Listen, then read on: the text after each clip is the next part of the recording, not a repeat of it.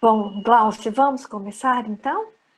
Tá, espera um pouquinho aí, tá? Tá.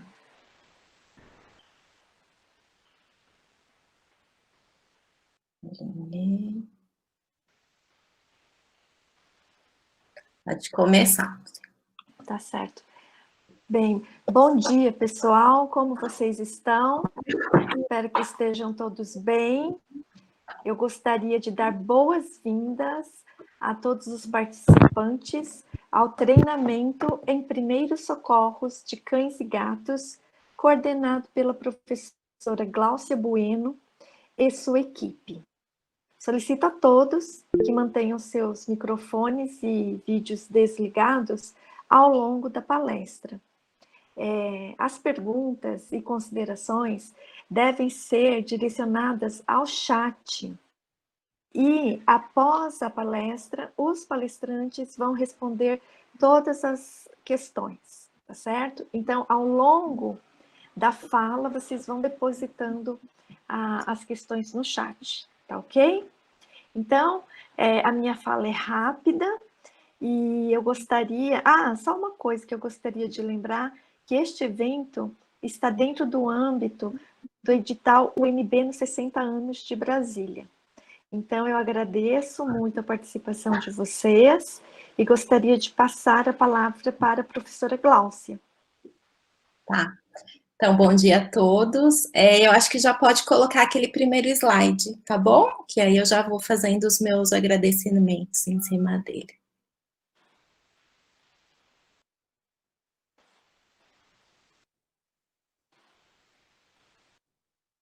É a Fauane, né, que vai compartilhar a tela? Isso. Tá.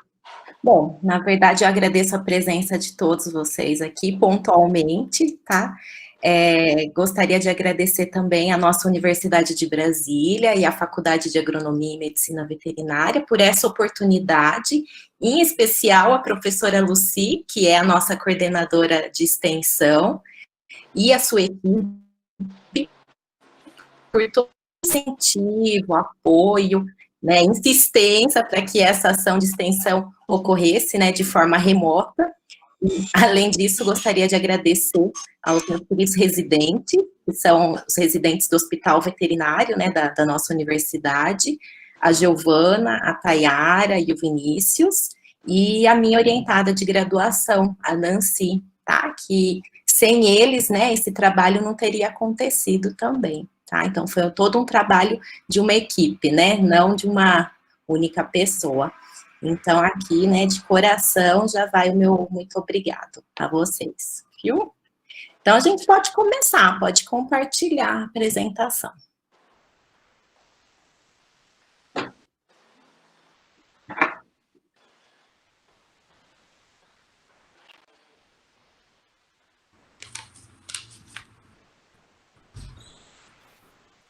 Professora. E, A pessoal, como a apresentação professora Alice falou, tá, eu não tô vendo, não tá você tem aparecendo para que mim. fixar a tela da Fauane, né, como a sua principal. Aí eu acho que vai ficar melhor. Tá, Calvani, só fala alguma coisa. Ah, não, você não consegue, né? Como que eu acho ela aqui, gente? Oi, professora. A apresentação está no perfil da Casa nos 60 anos de Brasília. Vai ter um mecanismo para fixar a tela.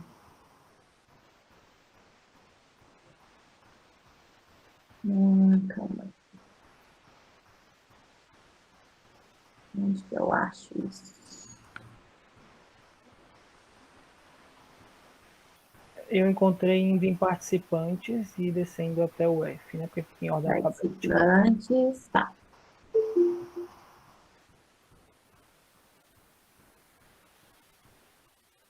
Deixa eu... Só um momento.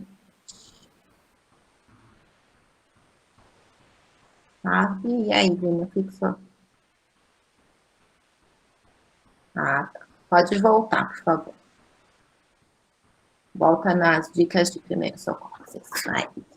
Obrigada, gente. Bom, então, inicialmente, essa ação de extensão, ela seria um treinamento teórico-prático que seria desenvolvido no hospital veterinário, né?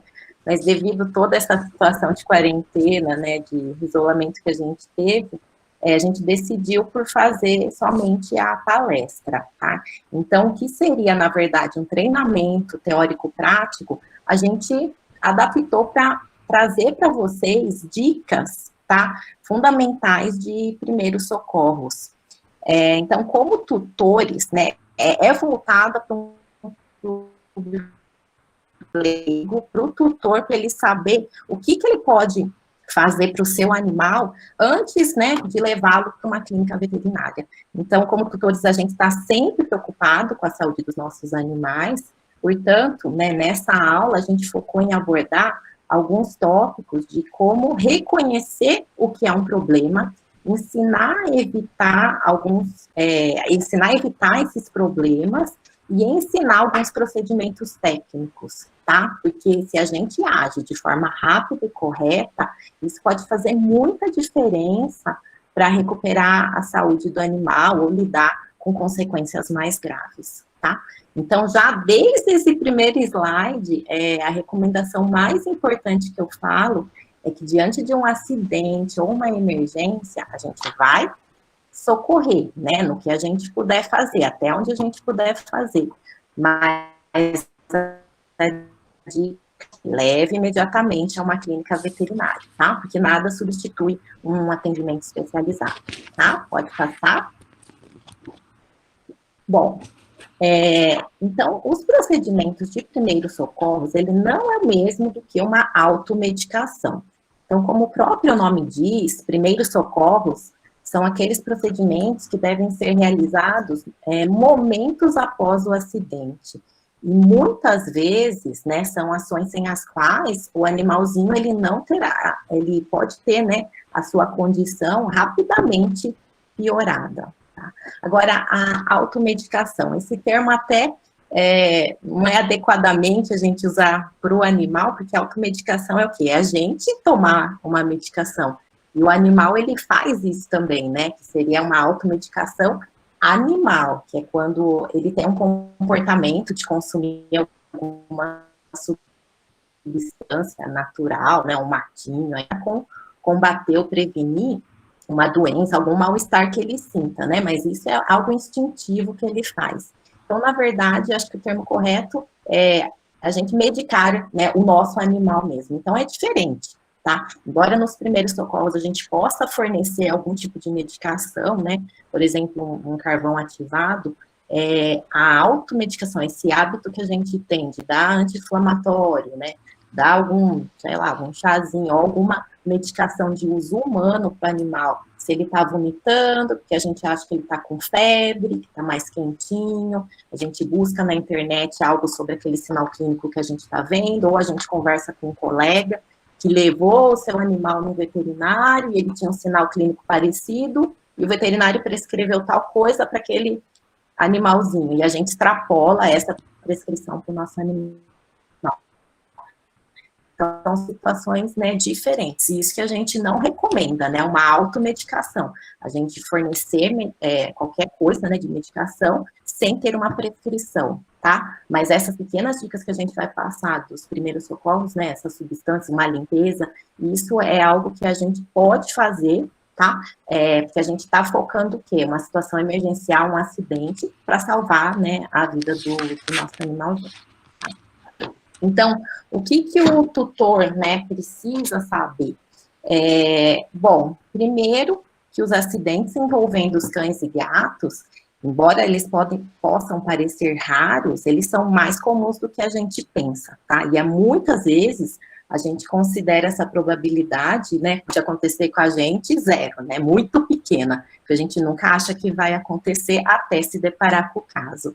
Então, com isso, né, com essa primeira ideia que tudo pode acontecer, né, com a gente, é importante a gente saber, né, qual é a situação que pode levar a esse acidente, tá, e como que a gente vai prevenir, também remediar na hora, né, que isso faz uma grande diferença no desfecho final aí da situação. Tá, pode passar. Bom, então a primeira dica, tá?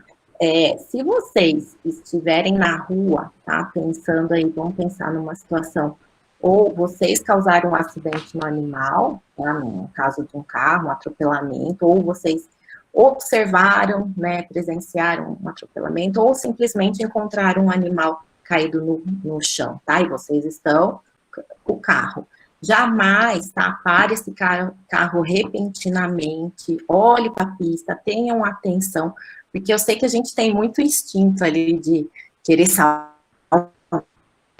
animal, né, principalmente, né, os gateiros, cachorreiros, né, esses que amam os animais, a gente ama também, mas a gente tem que amar a nossa vida, tá? Então, a gente tem que prestar o socorro ao animal, mas também a gente tem que ter cuidado, fazer isso com atenção, tá? Então, jamais atenda alguém sozinho, pare o carro, tá? De forma segura.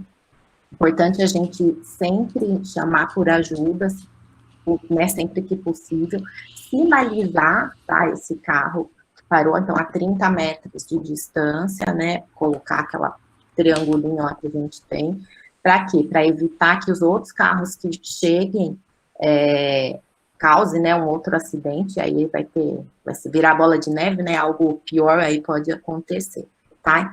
Então, é interessante sempre ter no carro, né, luvas, máscara, talvez focinheira, um colezinho que é aquele cone, né, tipo um abajur, porque quem tem a intenção de socorrer, é importante a gente estar preparado para isso, tá bom?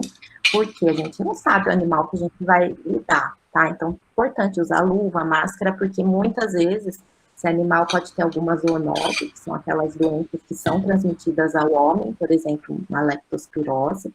Então, é importante a gente prevenir também, tá? Sempre checar se não tem nenhuma rede elétrica exposta, algum risco de explosão, tá? Porque às vezes pode ter acidentes envolvendo, né, poste elétrico que cai fio, então parece bobeira, mas isso pode ocorrer, tá? Então é importante vocês estarem atentos. E a partir disso, de toda essa prevenção, o que vocês fariam? Chegariam perto do animal, né, talvez já colocar a focinheira, fazer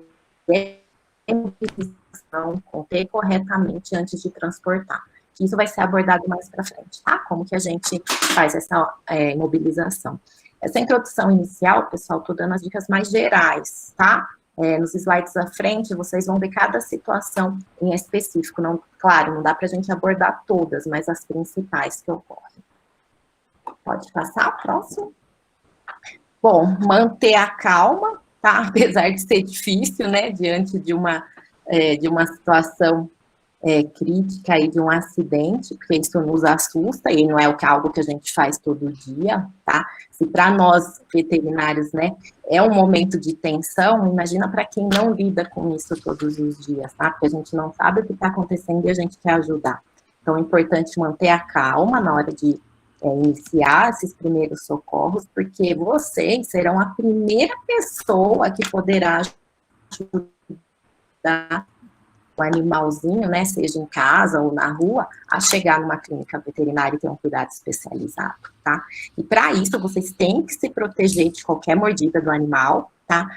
Principalmente desses desconhecidos, tá? Que a gente não sabe. E mesmo os dóceis, que sejam animais de vocês, muitas vezes, se eles tiverem dor, tá? Estão estressados, eles podem reagir de uma forma diferente, tá? Então, isso, se a gente colocar a focinheira, a gente evita, né, que tenha uma mordida desnecessária, tá?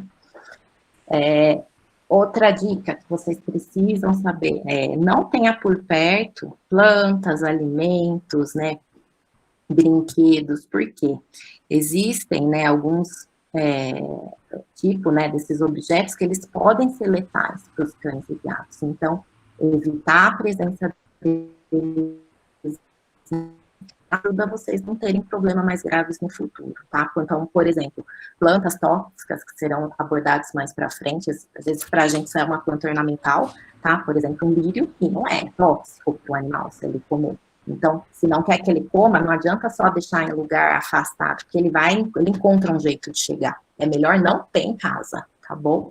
Alguns alimentos, por exemplo, cebola, né, não pode ser dada para o animal, que vai ser comentado aí mais para frente. E os brinquedinhos, tá? Na hora de escolher, é interessante que vocês comprem um com tamanho apropriado, tá? Para o animal de vocês. Porque isso evita que ele tenha, né, asfixia ou engasgamento. Então, brinquedos muito pequenininhos, com uma boca muito grande, tá? Isso pode ficar, né, obstruir ali a via aérea na entrada da traqueia e da garganta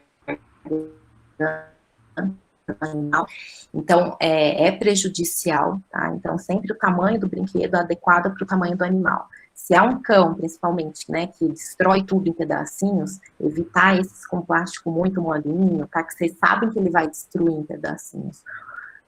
Um exemplo também bem frequente são aqueles ossinhos de couro, tá? Por exemplo, eles são extremamente perigosos, aqueles ossinhos. Eu acho que à medida que ele vai roendo, vai soltando, né, aquele corinho, e isso pode ser engolido como se fosse um osso, né, de frango, e ficar parado na garganta do animal. E isso pode, né, impedir a respiração e levar à asfixia. Então, é importante não ter, né, não estou falando para não ter brinquedo, tem os brinquedinhos, mas os mais seguros, e vigiem, né, dá o brinquedinho, brinca com ele, se entretém, parou de brincar? Tira, não deixa lá para ele ficar roendo, tá, porque os acidentes não é que a gente não tá por perto, né, não é quando a gente tá do lado olhando. E outra coisa que vocês precisam ter é um kit de primeiros socorros, né, direcionado para os animais, que eu vou comentar também adiante o que a gente vai ter nesse kit, ok? Bom, então como que a gente diferencia uma urgência de uma emergência? São as mesmas coisas, né? Porque todo mundo ouve esses termos, urgência e emergência. Então, assim, na prática são situações bem parecidas, né? São detalhes que diferenciam uma da outra. Então, as urgências são situações sérias que devem ser tratadas dentro de algumas horas. Já vou exemplificar. E emergência são as situações muito graves, tá? Que tem que ter atendimento quase de imediato, porque o animal, né, corre risco de vida. Então, existem diferentes tipos, né? Classes que a gente também já vai ver de urgências e emergências. Só que em alguma delas, os primeiros socorros têm o objetivo apenas de garantir um bem-estar do animal, tá? Até que a gente consiga chegar no hospital, tá? Por exemplo, uma situação de um vômito. Agora, em outras, né, como no engasgamento, o procedimento que a gente fizer é fundamental para garantir a sobrevivência, tá, do seu animal. Pode passar. Então, diante da suspeita, tá, que seu animal esteja em uma situação de urgência ou emergência, o que a gente faz? Uma triagem, né? É o primeiro momento do atendimento, quando a gente deve decidir o que fazer de acordo com a gravidade do processo. Só que isso, assim, para nós veterinários, ela é realizada focando o risco de morte do paciente. A gente estabelece qual será a nossa sequência de atendimento. Então, as classes de triagem, né, que a gente chama, elas são dinâmicas, né? Às vezes o animal está numa classe, ele pode evoluir para outra, né? Caso a gente não faça algum procedimento. Então, é necessário que a gente faça sempre uma constante reavaliação. Só que para vocês, para os tutores, muitas vezes não é fácil, né? Vocês terem um senso de urgência adequado, porque vocês, né, não foram treinados para isso. Vocês sabem o que algo não está bem, não está legal, porque meu animal não é assim. A não ser que ele tenha, né, uma sintomatologia, uma lesão muito evidente, tá? Um corte, né, profundo, sangrando muito, ou ele começou a convulsionar, então é algo que chama muita atenção. Mas somente ele estar mais quietinho aquele dia, pode passar batido uma hipotensão, por exemplo, por algum processo que ele está, né, tá ocorrendo com ele. Então, as alterações mais sutis é mais difícil mesmo de fazer. Tá? Mas também, pode passar o próximo slide? Então, é importante a gente ter algumas só ferramentas de saber o que está acontecendo com ele. Então, para nós, na veterinária, né, isso mais para vocês conhecerem, a gente utiliza essas classes de triagem, tá? Existem outras, mas essa é uma classe interessante, proposta, que vai da classe 1 até a classe 4. Então, a classe 1 e 2 são as situações consideradas emergência, e a classe 3 e 4 são as situações de urgência. Então, a classe 1 de emergência, tá? Ela é extremamente grave, são pacientes com provável parada cardiorrespiratória, tá? Então, o coração tá batendo, ele não tá respirando. Então, o atendimento é imediato, né? No máximo em 1 minuto.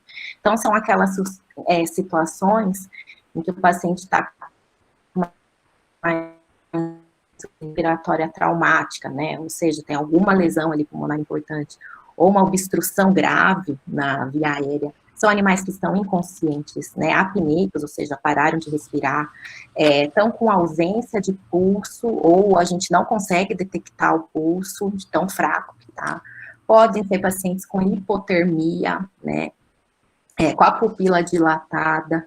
Então, na dúvida, se o animal está, né, parado ou em parada cardiorrespiratória ou não, a gente sempre prioriza o procedimento, a manobra de ressuscitação cardiopulmonar, tá? A classe 2 são, então, os pacientes em emergência também, né, muito graves, com possibilidade de óbito nos primeiros 5 a 20 minutos. Então, a ação tem que ser realizada rapidamente também, né? E são aqueles pacientes em choque, tá?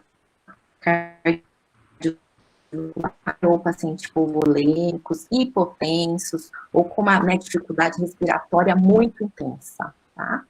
Classe 3 são os pacientes, né, em urgência, sérios, né, que possuem lesões importantes e devem ser atendidos no máximo aí, em 1, 2 horas até umas 6 horas. Quais seriam esses pacientes? Aqueles com fratura expostas, queimaduras, tá? Feridas abertas, algum corpo estranho, né, que a gente chama penetrante no abdômen, algum trauma, tá? Um animal atropelado, mas sem sinal aparente, assim, né, de sangramento evidente, então é alguma lesão interna que está ocorrendo, e os pacientes que convulsionam. E por último, né, a classe 4, são aqueles pacientes de urgência relativa, que eles possuem, né, sinais clínicos inespecíficos, que podem, né, gerar óbito dentro de 1 a 2, 3 dias. Então, é a classe que mais engana, que é a classe que a gente acha que dá para esperar, tá? Então, é aquele animalzinho que não quer comer, tá mais apático, tá com vômito, pode estar com diarreia intensa, não bebe água, começou a mancar, tá? Tem uma ferida evidente que tá bem feia, infectada, a gente vê que não tá cheirando bem. Então, esses pacientes, embora eles estejam ali, né, comendo um pouquinho só, né, tá mais quietinho, tá diferente, é aquele que a gente espera mais, tá, para levar para um veterinário. Só que esses sinais clínicos já tá mostrando que algo não tá bem. E se o problema, né, se continuar perpetuando, por exemplo, uma ferida infectada, esse paciente pode evoluir para um quadro de sepse, tá? E chegando até um choque séptico. Então, o paciente de classe 4, ele pode chegar para a gente em emergência, classe 2 ou 1, tá? Então, aí a importância da gente reconhecer, fazer o que dá para fazer naquele momento, tá? Olha a diferença, não tentem automedicar. Automedicar é o quê? Vocês tentarem tratar uma coisa que não tem conhecimento científico para isso, né? Buscar aí ajuda na internet, né? No Dr. Google.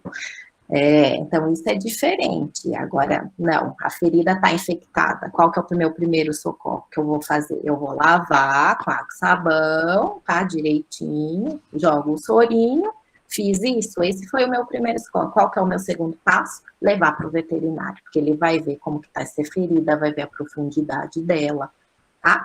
Então, eu costumo falar, é a classe mais perigosa de todas, embora a classe 1 é o que é o animal que está com a classe 4, ela é bem perigosa também, tá? Porque a gente negligencia, a gente subestima a urgência dela. tá? Então, dentro dessas classes, o que a gente olha? Quais são os parâmetros para chegar nessa classificação? A consciência do animal, respiração, a gente tem parâmetros clínicos que avaliam a perfusão periférica, tá? Se está tendo, né, uma irrigação adequada, e a história clínica do animal, o que aconteceu, tá? O passado dele, né, que a gente chama, o antecedentes mortos, quais são os problemas médicos que ele já teve, quando foi a sua última alimentação, ele foi medicado com alguma coisa, é medicação humana, enfim, é uma triagem rápida que a gente faz para ter essa classificação. Então, para vocês, os tutores, o que a gente, né, recomendaria olhar? A consciência. Então, é um animal que está mais apático, ele não está interagindo tanto com vocês, com o ambiente, pode ser que ele já tenha um certo grau de, né, rebaixamento do nível de consciência. Isso já é um sinal que algo não está bem. E a respiração. Se ele não estiver respirando fácil, normalmente, vocês observam alguma movimentação mais intensa em tórax, no abdômen, ou mesmo respirando, né, com a boca aberta, com grande dificuldade para puxar esse ar, para inspirar. Muitas vezes a linguinha fica mais azulada, cianótica, né, associada a essa dificuldade respiratória. Essas são situações, o quê? Que não tá legal, tá? Então, é algo que já dá para vocês perceberem e, né, tentar socorrer.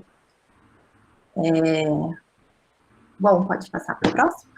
Então, outra dica importante, né, além da gente ver a consciência, a respiração, o bom e velho, né, ABC, não sei se vocês já ouviram falar, né, se a gente seguir sempre essa regrinha de avaliação. Então, a gente verificar a entrada de ar pelas vias aéreas. Então, a gente verifica se tem algo bloqueando, tá, essa entrada de ar por via aérea. O que é a via aérea? As narinas, tá? Tem algo bloqueando a entrada de ar no orifício nasal ou mesmo na cavidade interna? Tá? Não tem. A gente verifica, tá ok. A gente vai para o B. Ele tá conseguindo respirar bem? Tá? O ar tá entrando, mas ele respira bem? Então, a gente verifica o quê? Se tá respirando fácil normalmente, como eu falei anteriormente, né? Sem demonstrar nenhuma dificuldade. E o C, verificar a circulação do animal. O que é isso? Ver se esse coração está batendo e conseguindo bombear o sangue, né, para todo o corpo. Então, como que a gente faz isso? A gente pode tentar palpar o batimento cardíaco dele pelo tórax mesmo, né, na região ali do coração. Então, acho que todo mundo já, né, sentiu o coraçãozinho aí do seu animal. Quem não sentiu, tenta, tá? Vocês podem dobrar o cotovelo do animalzinho, né, e ver onde que ele bate no tórax, tá? Você pega a patinha, dobra, e como se fossem apoiar o cotovelo no tórax do animalzinho. Onde bater, geralmente, é a região que está posicionado o coração, do lado esquerdo, tá? Então, põe a mão ali e tenta sentir o coraçãozinho. Tá batendo? Tá, ok. Pode ser que nos obesos, animais muito musculosos, seja mais difícil. E aí, outra forma de avaliar a circulação que vocês poderiam fazer é tentar palpar o pulso arterial, tá? A gente consegue palpar mais facilmente na região inguinal, ali na virilha do animal, tá? Então, a gente coloca os nossos dedos ali na virilha e tenta procurar por impulso, né? A gente palparia ali o pulso da artéria femoral, tá? Então, se a resposta para qualquer uma dessas avaliações do ABC for não tá legal, você tem que, né, entrar em contato, né, saber que não tá bem, entrar em contato com o seu veterinário, já levar para uma clínica imediatamente, tá? Se é algo que dá para vocês fazerem, que vocês já detectaram, por exemplo, no ar, nossa, tem um ossinho que tá ali na boca, né, do animal, ali na garganta, eu consegui ver, né? Vai puxar ou não? Já é um procedimento que vocês podem fazer antes de levar, ver se tá tudo bem, tá? E é isso que a gente vai ver algumas situações agora aqui adiante. Pode passar? Bom, então, em relação ao kit de primeiros socorros, que eu comentei com vocês, então, para que aconteça, né, tudo isso, né, essas dicas, né, de conhecimento, é bom que a gente tenha a nossa maletinha feita, tá? E seja um kit separado de kit de primeiro socorro do humano, tá bom? O que for material que possa ser esterilizado, a gente sempre esteriliza após cada procedimento, tá? O restante, que for de uso descartável, vamos descartar, tá? Por favor, não lavem seringa para reutilizar novamente, que seringa é um material descartável, tá? A gente usa e joga fora. Pode passar. Próximo. Então, materiais necessários, básicos, tá? São o quê? As luvas, tá? Gaze, pode ser compressa, limpinha, tá, gente? Séria, deixa fechada no saquinho. Podemos ter uma atadura, né, para fazer algum curativo. Uma solução antisséptica, tá? Pode ser a base de clorexidina. Né? A gente não tem conflito de interesse com nenhuma empresa, nenhuma marca. Então, por exemplos comuns que tem no mercado, por exemplo, o sprayzinho de mertiolate, que ele é a base de clorexidina, ou qualquer um genérico. Uma solução fisiológica, tá? Também é interessante a gente ter. Medicações a gente, né, não aconselha, algo que poderia incluir aí, que vai ser comentado mais para frente, carvão ativado, né, que a gente encontra fácil na linha veterinária e nas casas agropecuárias, tá? Tem o que a gente acha fácil, aí o chamado Interex, que é algo que dá para a gente ter também em casa, que vai ser bem útil nas intoxicações. Pode passar. Além disso, tá? Desses materiais básicos para um curativo, né? Da gaze, atadura, esparadrapo, o spray, uma pomadinha antibiótica, o carvão ativado, solução fisiológica, seringas, luva e máscara, tá? É interessante vocês terem coleiras, tá? Guias e focineiras, tá? Na maletinha, para lidar aí, para vocês se prevenirem, né, de uma mordida. Tesoura é uma pinça, às vezes a emergência devido a algo que garroteou o membro do animal, então a gente tem a tesoura sem ponta, interessante para realizar aí alguma recorte que seja necessário na hora. Toalha, um cobertor, tá, para aquecer em casos de hipotermia, tá, que vocês consigam detectar. E o primeiro item aí que eu coloquei, os documentos do animal, tá? Quem não tem o hábito ainda, façam, né, monte uma pastinha com todo o histórico do seu animal. É interessante que a gente não tem um prontuário, né, que fica com a gente de toda a vida do animal. Se a gente levar o animal em várias clínicas durante a vida toda dele, né, a gente vai ter o quê? Todo o histórico dividido, né, por exemplo, em 4 clínicas, 5 clínicas. Então, é interessante a gente ter uma cópia de tudo o que ocorreu com esse animal. Porque, às vezes, pode ter alguma informação que seja útil para o veterinário, tá? Na hora de vocês levarem. Então, na verdade, os documentos não vai estar ali dentro, né, do kit, que a gente não vai usar para o primeiro socorro que vocês vão prestar, mas vai ser útil, né, para um veterinário checar alguma coisa, tá bom? Pode passar para a próxima. Então, agora, a gente vai para algumas situações, tá, práticas que podem ocorrer com os seus animais. Então, essas que eu passei são as dicas, né, gerais, e agora a gente vai pontuar as mais importantes, tá bom? Então, se preparada, pode ir. Pode passar.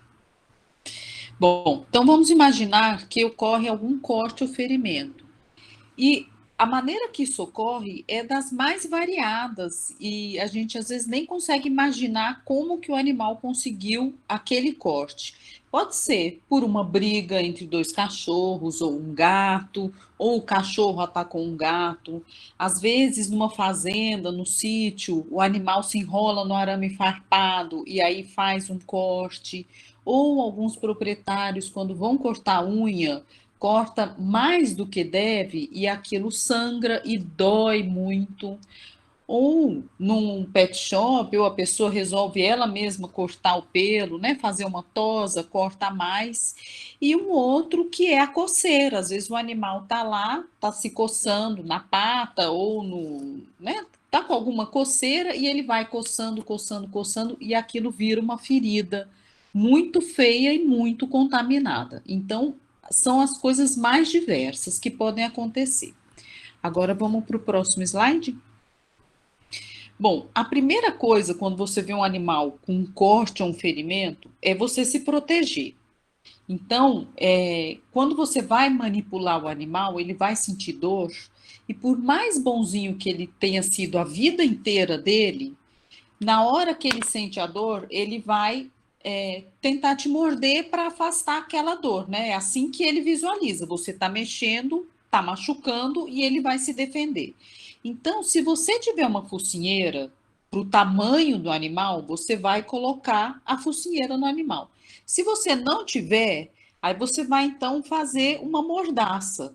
Você coloca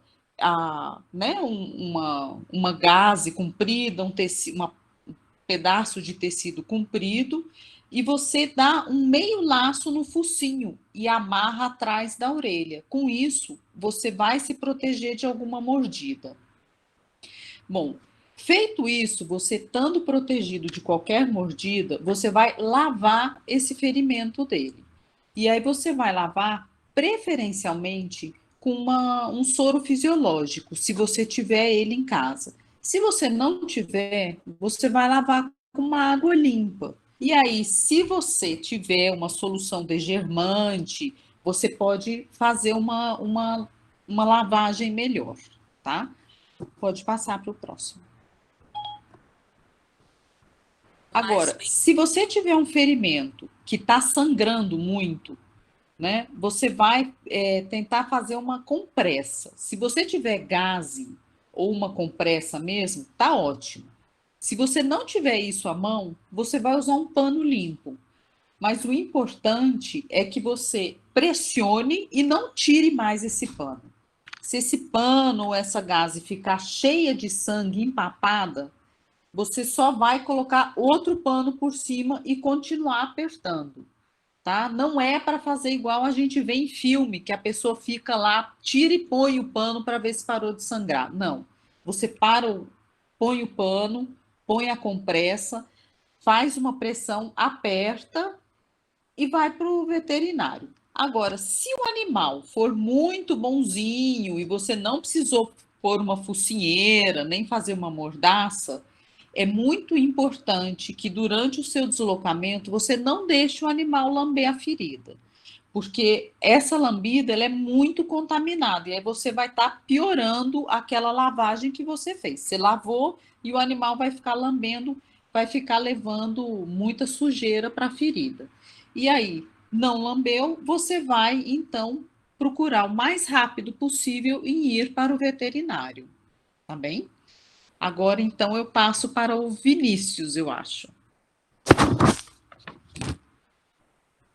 É isso, vamos lá, pessoal. Então, a gente vai falar um pouquinho sobre os traumas, tá bom?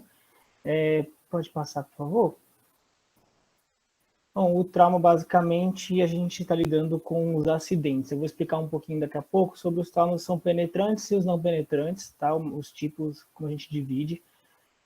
Só relembrando alguns detalhes muito importantes, né? A questão da sua segurança, né? Não tentar atender um animal a qualquer custo. Se a sua segurança não estiver garantida, tente garantir isso antes, tá bom? Vamos passar. Como prevenir o trauma? Algumas pessoas acreditam que o trauma ele não tem como ser prevenido por se tratar de acidente. Entretanto, a gente consegue sim tomar algumas atitudes que a gente pode reduzir a chance dos nossos animais sofrerem de traumas, tá? Então, por exemplo, quando a gente pesquisa a epidemiologia dos traumas, em gatos, 40% dos traumas são de causa desconhecida. E a maioria deles ocorre em animais machos que têm acesso à rua. Então, se a gente avaliar isso, a gente já consegue perceber que os animais que têm o hábito, né, de ficar dentro de casa, porque os tutores têm todo esse cuidado, eles já têm grande possibilidade de não sofrer algum tipo de acidente, né? Machos, por quê? Principalmente devido ao comportamento deles de querer sair ou atrás de fêmeas no cio. Então, às vezes, a castração também pode auxiliar nisso, tá? E por que elas são desconhecidas? Porque elas acontecem na rua. Então, na maioria das vezes, o tutor não está acompanhando esse animal, porque os gatos, eles que têm hábito outdoor, né, que saem para a rua, eles saem sozinhos na maioria das vezes, tá? Quando a gente fala de cães, 50% dos traumas deles são do tipo não penetrante. Ou então a gente está falando sobre acidentes como quedas, atropelamento, tá bom? E a maioria é animais machos e jovens, tá? Machos, justamente pelo fato deles serem, né, terem esse comportamento também de sair mais à rua, tá bom? Então a castração também pode ajudar nessas situações.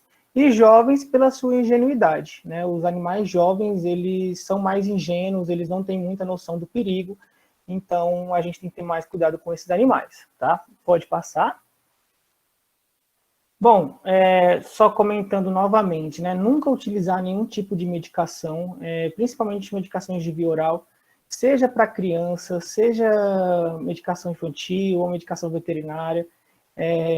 Muitas medicações são muito tóxicas, principalmente para gatos, tá bom?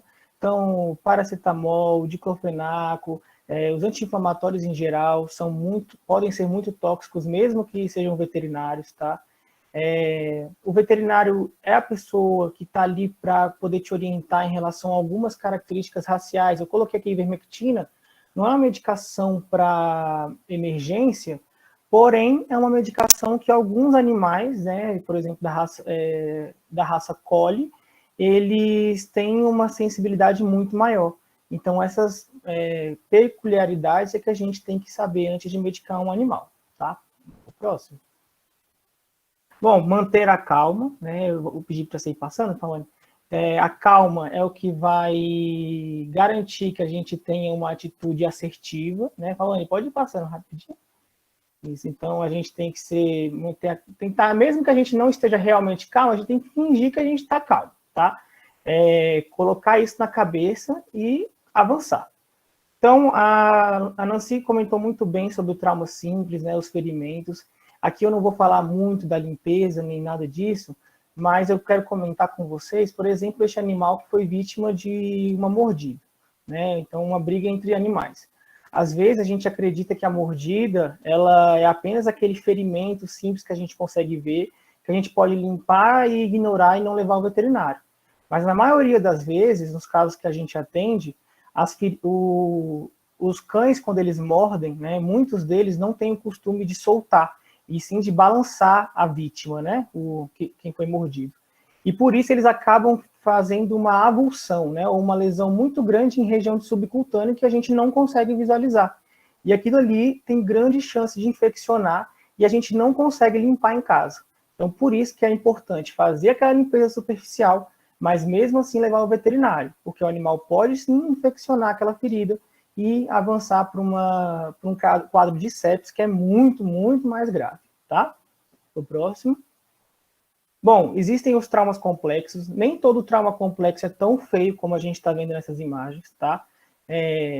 Frases importantes, o que entrou não pode sair, então se o animal tem algum trauma penetrante, você não vai fazer a retirada desse material em casa, tá? Aquilo tem que permanecer ali, tá bom? O que saiu não pode entrar. Então, se um animal sofre de uma evisceração, né, então a gente vê as alças ali saindo do animalzinho, o que, por incrível que pareça, é comum, a gente tem que fazer um isolamento daquilo, não precisa limpar se tiver problemas, né, com contato e tudo mais, mas isolar, jogar um líquido estéril, morno, não muito aquecido, tá? E levar até o veterinário imediatamente. E lembrando que muitos traumas, por exemplo, atropelamentos, eles não vão demonstrar desta forma, né? Por exemplo, hemorragias internas, e o animal está numa situação grave. Então, sempre levar ao veterinário imediatamente após um trauma, tá bom? Próximo. O transporte desse animal. Então, se você tem um animal que está em decúbito lateral, deitado, e você tem que transportar após um trauma, sempre tomar bastante cuidado com a coluna, não movimentar muito esse animal, né? Ele pode ter lesões neurológicas que podem piorar com o transporte. Então, tentar transportar ele numa superfície rígida, deitado, fixado, para ter segurança, ele não escorregar daquela superfície. Aqui vocês estão vendo um animal fixado com atadura numa tábua de madeira. E vocês podem ver que as ataduras, elas passam ali em região de braço e da perna. Por quê? São regiões muito ósseas, né? Então, ali, a atadura não está apertando o tórax, ou seja, dificultando a respiração, não está apertando o abdômen também, tá? Que também dificulta a respiração. Então, você tem que utilizar essas regiões de braço, de escápula, ali do ombro, né? Porque acaba que você consegue transportar o animal com segurança, sem piorar a situação dele, né? E sem causar mais danos, tá bom? Pode passar. E aí, vamos falar um pouquinho agora sobre as fraturas. Movimentar o animal sempre com muito cuidado. Então, um animal que teve uma fratura, seja ela exposta, do membro mesmo, né? Seja ela exposta ou não, está mancando, não ficar mexendo naquele membro, né? Movimentar o animal com muito cuidado, porque toda vez que você movimenta aquele membro, você pode piorar ainda mais as lesões. Sempre pensar que a lesão óssea, ela pode causar espículas, né, ou pontas, como se fosse uma faca. E se você ficar mexendo muito aquele braço, aquela região, você pode lesionar nervos, musculatura ao redor, tá? Então, procurar o auxílio do veterinário imediatamente, para ele fazer um raio-x e conseguir isolar, mobilizar, corrigir aquilo da forma mais correta possível, tá? Pode passar. Falar um pouquinho sobre as convulsões também, né, que são muito comuns, né? Pode ir passando, por favor? Então, um animal convulsionando, muitas vezes, né, geralmente, são as convulsões clássicas, são aqueles animais que perdem a consciência, caem em decúbito lateral, a gente vê eles tremendo, alguns urinam, defecam, né, durante o episódio de convulsão. O que é importante em casa que o tutor tem que fazer? Retirar qualquer tipo de objeto de perto do animal, pontiagudo, com pontas, né, ou mesa, para evitar que ele bata a cabeça ou o corpo e acabe se machucando, tá? Tentar, mesmo que sendo uma situação muito chata para o tutor assistir aquilo, não há muito que possa ser feito. Então, você vai proteger o seu animal, evitando com que ele tenha um acidente durante o episódio. Então, você vai observar aquilo cuidadosamente, né, aquele evento. Tentar cronometrar, tentar contar o tempo. Para quem está vivendo essa situação, parece uma eternidade, mas muitas vezes, a maioria dos eventos acontece por menos de um minuto, tá? Então, tentar cronometrar isso para você passar isso para o veterinário também. Não tentar segurar o animal, né? Não colocar nenhum objeto ou mão na boca do animal, então não tentar abrir a boca, não tentar puxar a língua, né? Esses são mitos que a gente ouviu e ouve falar há muito tempo. Então, nada disso tem que ser realizado, a gente só tem que observar e cuidar da parte do ambiente mesmo. Então, tentar identificar as causas, por que esse animal convulsionou? Ele sempre convulsionou? Ele tem esse hábito ou não? Ele ingeriu alguma coisa? Comeu algo diferente? Então, tentar identificar a causa disso e levar o veterinário para que o tratamento seja feito, né? Levar o veterinário principalmente após a crise, tá? Porque ela pode se repetir a crise, tá bom? Então, acho que isso é importante. Vamos para o próximo? Bom, agora eu vou passar para a doutora Tayara para falar um pouquinho. Bom dia, gente. Pode passar. Sobre a intoxicação, a gente tem que ter algumas coisas em mente, tá? Uma das principais coisas, e a principal, é a gente se perguntar quando, onde, com o quê, tá? Então, a gente sempre tentar procurar o motivo da intoxicação, o que esse animal ingeriu, o que ele teve contato, há quanto tempo que isso ocorreu, porque dependendo do que for, cada tipo de intoxicação, ela vai demandar um manejo diferente. Os sinais de intoxicação, eles são amplos, mas normalmente o que a gente vê é sonolência, é um animal que fica mais frustrado, fica mais no canto dele, não está muito com a consciência muito boa. O animal pode ou não apresentar vômito ou diarreia, pode ter perda de coordenação, então andar cambaleante, andar com tontura, andar assim com andar que a gente fala assim, parecendo bêbado, né? Salivação excessiva, então espuma na boca, o animal babando demais. Pode passar? Então, a principal coisa é se perguntar com o que esse animal se intoxicou, quanto tempo ele se intoxicou, por quê? O que acontece? Vou dar aqui alguns exemplos para vocês. Por exemplo, o tutor, né? Vocês, algum colega, vira e fala para passar, para dar banho no gato, porque o gato está com uma pulga. Aí vocês vão lá, pegam aqueles que a gente passa no ambiente, né? Tem alguns nomes aí no mercado, e inventa de diluir na água e dar banho no gato. Esse gato, ele vai o quê? Ele vai se intoxicar, porque o gato tem um costume diferente do cão. Por exemplo, o cão também vai se intoxicar, mas para o gato é pior por quê? Porque ele vai se lamber. No momento que ele se lambe, ele acaba ingerindo esse veneno. E aí, nesse caso, eu, por exemplo, não posso dar leite para esse animal. Por quê? Porque o leite, ele vai diluir não, mas ele vai se ligar com o veneno, então vai distribuir mais ainda o veneno, então o animal vai ficar mais ainda intoxicado. Então a gente tem que ter muito cuidado com esse tipo de coisa, identificar quando, onde, por quê. Tem alguns venenos de ratos que eles só começam a fazer efeito 10, 12 dias depois de que o animal ingeriu. Enquanto tem alguns, mas mais antigos, normalmente no mercado a gente acaba achando esse veneno que demora mais tempo para fazer efeito. E se o animal for desses que fazem efeito simultaneamente, mais rápido, é mais fácil para a gente reverter o caso. Então, sempre a gente tentar identificar a causa. Foi o quê? Foi veneno de rato? Foi banho com alguma coisa? Lembrando que sempre a gente deve utilizar produtos que foram feitos para os animais. Então, se o meu animal, se o meu cão, o meu gato está com pulga, eu vou no pet shop, né? Eu passo por uma consulta no veterinário e uso um produto adequado para o meu cão ou para o meu gato. Normalmente, o que se usa em cão não se usa em gato. Normalmente, tem alguns produtos que podem ser utilizados sim, mas isso você vai lá no veterinário, você tira a dúvida, tá? Você vai no pet shop, você olha direitinho a formulação. Então, assim, com gato a gente deve ter esse manejo, esse olhar um pouco mais cuidadoso, porque eles têm esse hábito de lambedura, de lamber o pelo, tá? Então, sempre a gente tem que tentar identificar a causa, não fornecer leite, né? Porque eu te falei, se a gente não sabe como que foi que esse animal se intoxicou, pode ser alguma coisa que o leite vai fazer mais mal.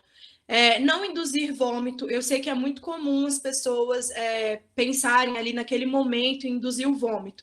Mas, por exemplo, se esse animal tomou água com que boa, água com algum produto de limpeza, alguma coisa sanitária, se a gente induzir o vômito vai ser muito pior nesse caso. Por quê? Porque pode acabar queimando mais ainda o esôfago, né? Então, o animal, no momento que ele tomou, por exemplo, essa água com que boa, ele já queimou o esôfago. No momento que eu faço ele vomitar, a gente vai vai acabar causando a lesão de novo, tá? Então, por via das dúvidas, não sabendo o que fazer, não fornecer leite, não induzir vômito, usar o carvão ativado, tá? Eu sei que meu animal acabou de se intoxicar com alguma coisa. Eu não sei o que foi, mas eu tenho certeza. Acho que botaram algum veneno aqui perto de casa, ou então passaram alguma coisa nele. O carvão ativado ele é uma opção segura para vocês fazerem. Lembrando que o animal ele tem que estar consciente. Se o animal ele já tiver sem consciência, não tiver reflexo nenhum de deglutição,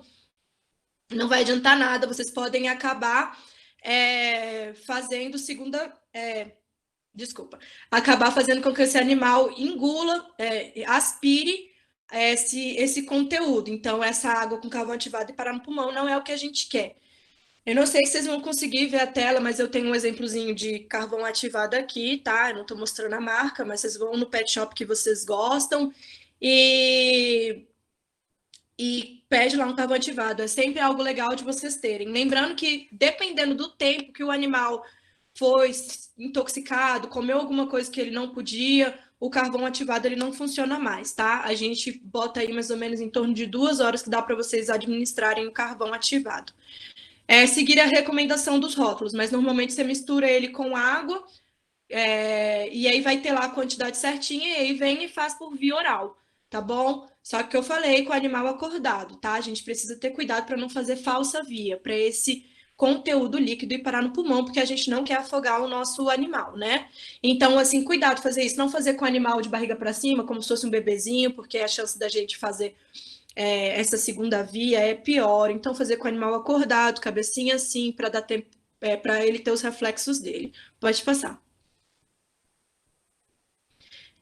Picada de artrópodes. Pode passar?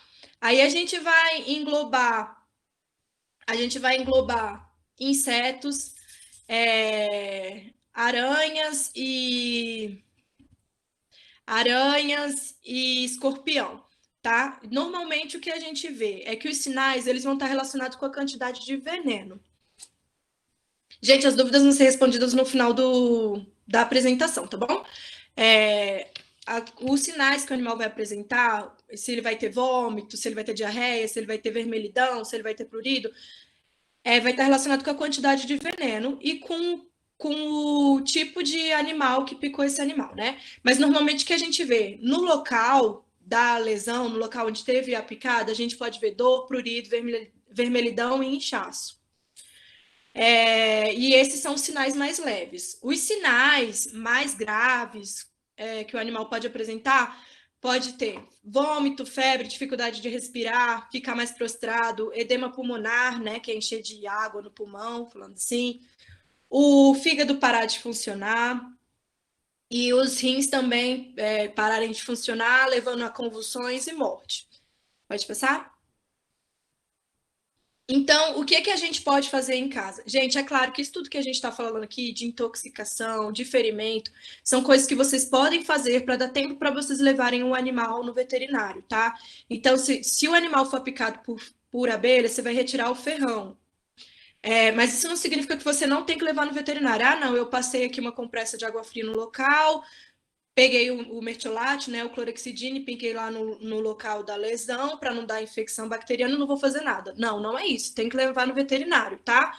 Porque se for só uma abelha, 2 abelhas, provavelmente o que o animal vai ter vai ser um quadro bem mais leve.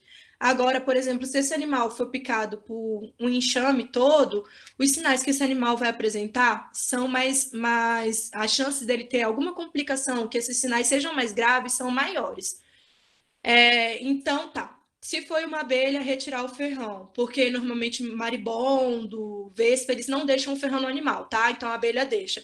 Então você pode pegar uma pinça e retirar o ferrão. Pode, de repente, dependendo da quantidade. Ah, gente, essas coisas acontecem, né? Ele não tinha feito isso até o momento de apresentar. Entrei aqui na apresentação, o meu gato subiu na tela. Desculpa. Então, vocês vão retirar o ferrão, vocês podem fazer tricotomia do lugar, tirar um pouco, assim, pegar a tesoura, se vocês estiverem de 2 pessoas melhores, né? Porque enquanto um vai tirando o ferrão, o outro vai limpando a área ali com a tesoura, tirando o excesso de pelo. Com formiga também, tentar retirar esse excesso de pelo. Às vezes, dependendo do tanto de formiga, botar esse animal ali numa água, assim, para tentar tirar o máximo. Claro, não vamos deixar o animal ficar frio, porque animal frio, se a gente deixar esse animal esfriar, o corpinho dele, o animal frio, a chance desse animal ficar mais doente é pior, tá?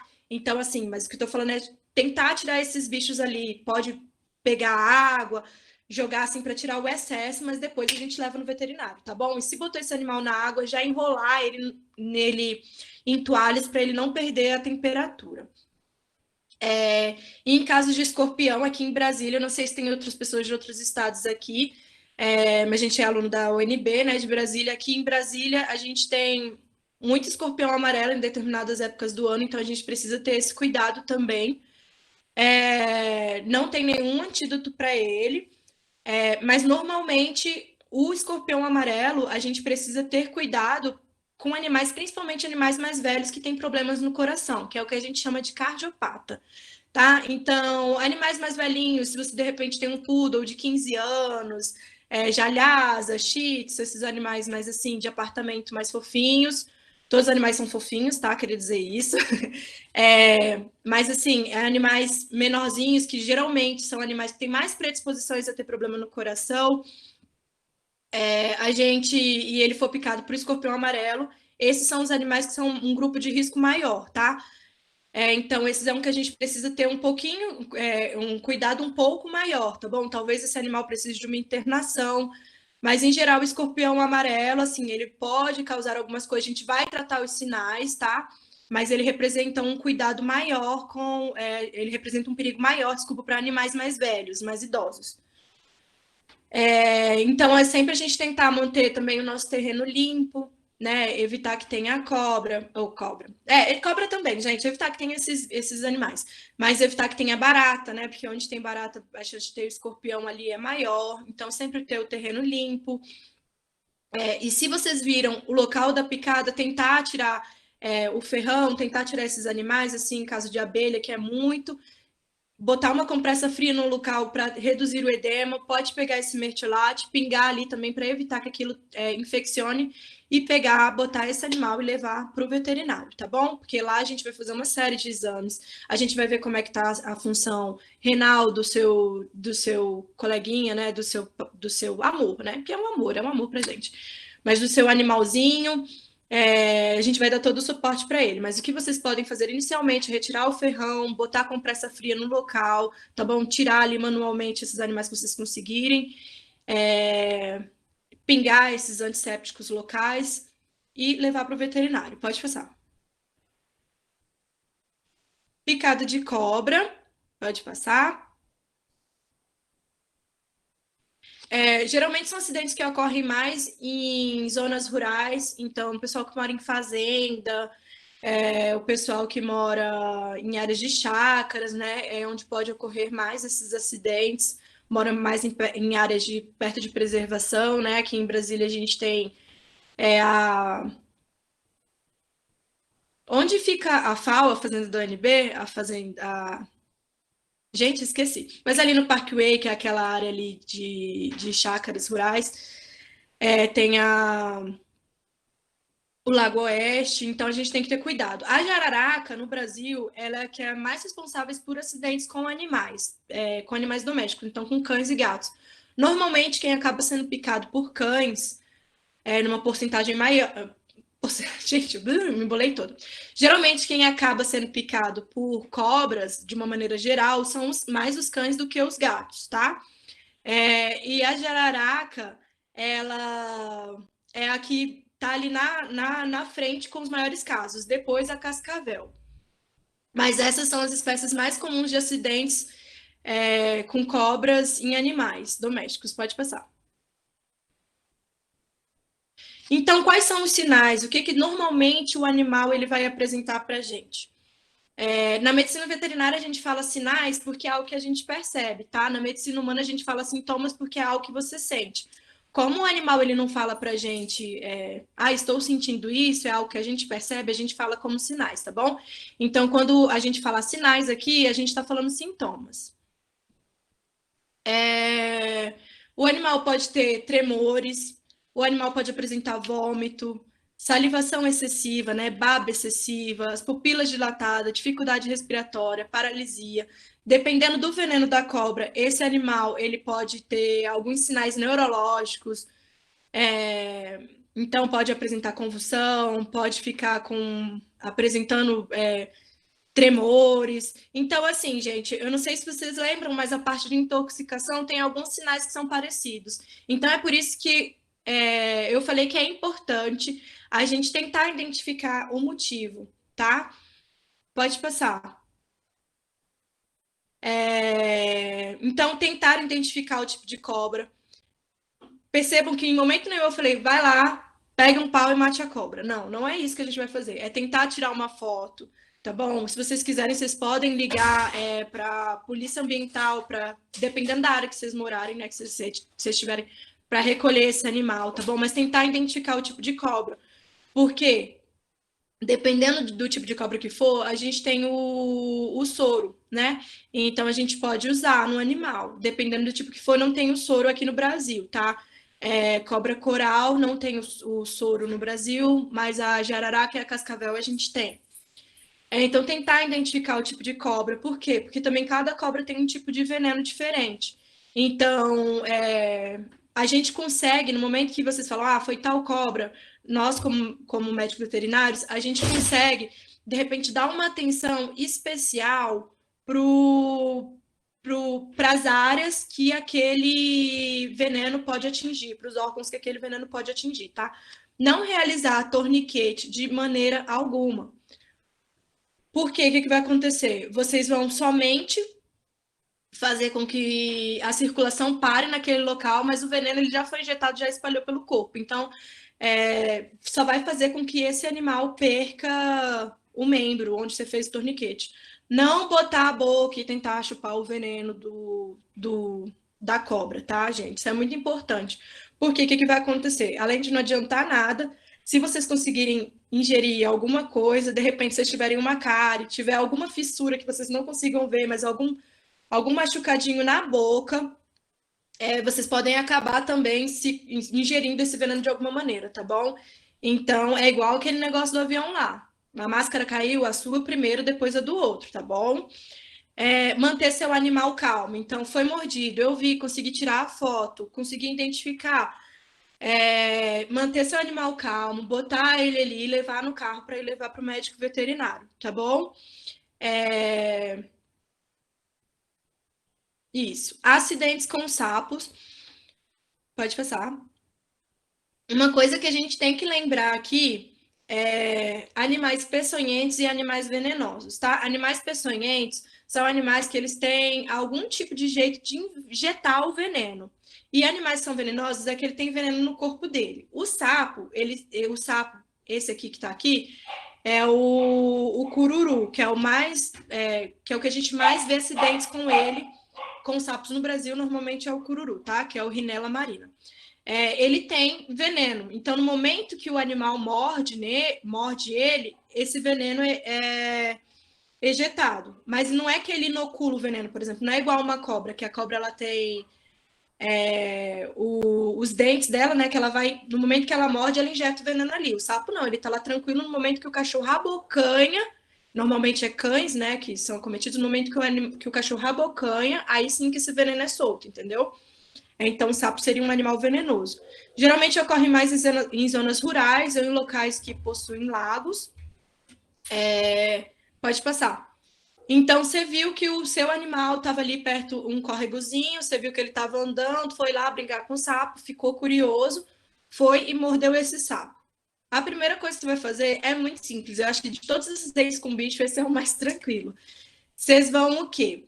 Lavar a boca desse animal com água. Então, lavar, claro que se ele estiver acordado, né, como eu já falei, lavar, passar bastante água corrente, bastante água abundante para já ir limpar esse local. E depois vão levar para o médico veterinário.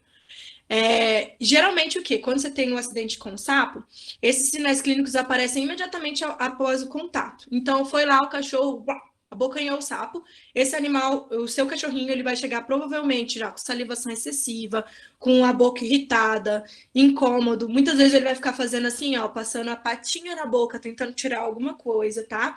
Em casos mais graves, incoordenação, taquicardia, arritmia, convulsão e morte. Normalmente não é muito comum a gente ver animais morrerem por acidentes com sapos. O que a gente vê mais acidentes irem a óbito, animais irem a óbitos com acidente é com cobras, tá? Pode passar.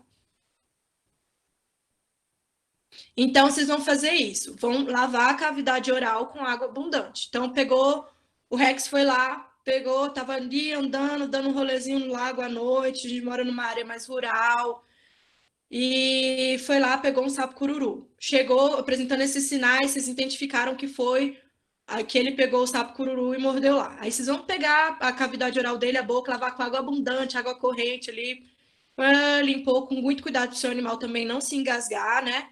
E aí vocês podem administrar o carvão ativado e levar para o médico veterinário de confiança. Pode passar. Plantas tóxicas.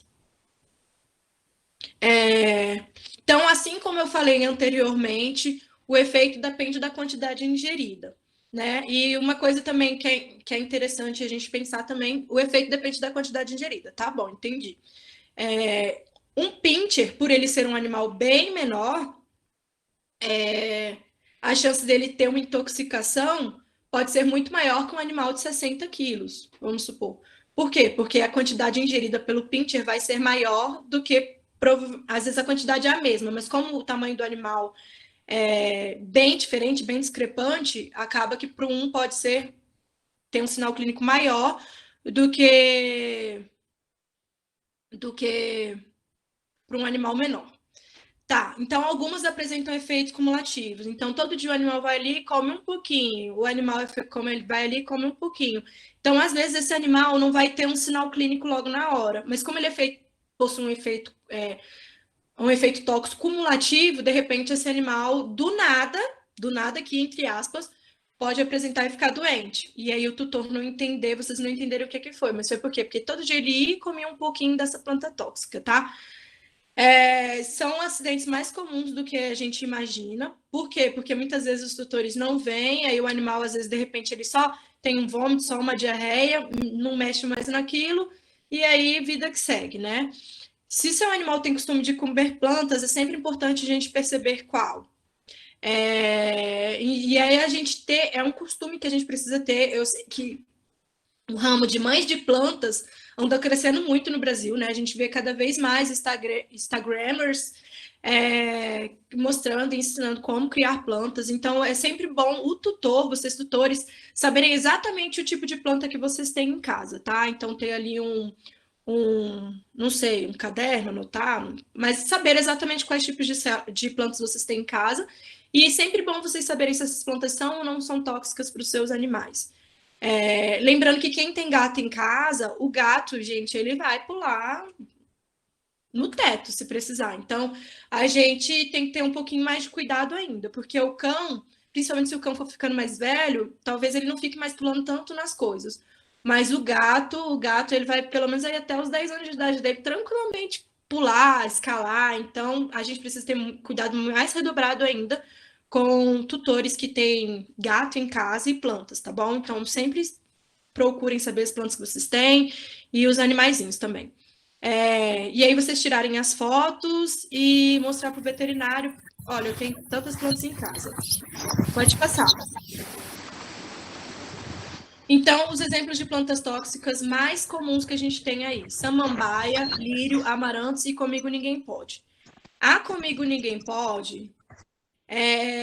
se o seu animal ingerir ela, o que você pode fazer, além do carvão ativado, é pegar o leite e lavar a boca do animal com leite, tá bom? Não é para vocês darem leite para o animal, mas vocês podem lavar a boca, aqui essa parte de dentro, jogar o leite para para diminuir um pouco do oxalato que ela libera na cavidade oral, tá bom?